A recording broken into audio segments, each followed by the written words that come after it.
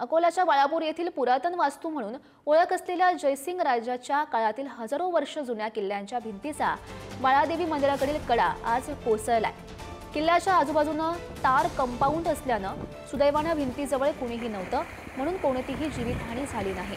मात्र किल्ल्याची एका बाजूची भिंत कोसळल्यानं पुरातन ऐतिहासिक वास्तूचं मोठं नुकसान झालंय। ही भिंत जीर्ण झाल्यानं कोसळली असावी असा अंदाज व्यक्त केला जातोय। दरम्यान याचा व्हिडिओ मोबाईलमध्ये कैद झालाय। आणि याच संदर्भात अधिकची माहिती जाणून घेऊयात। आमचे प्रतिनिधी जयेश गावंडे सध्या आपल्या सोबत आहेत।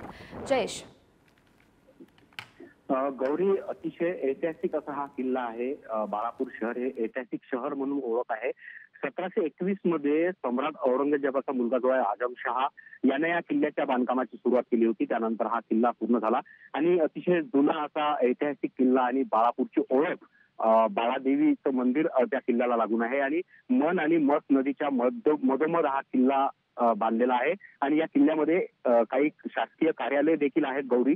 आणि 2-3 दिवसापासून अकोल्यात पावसाचा मोठा कहर बाळापूर तालुक्यात पाहायला मिळाला।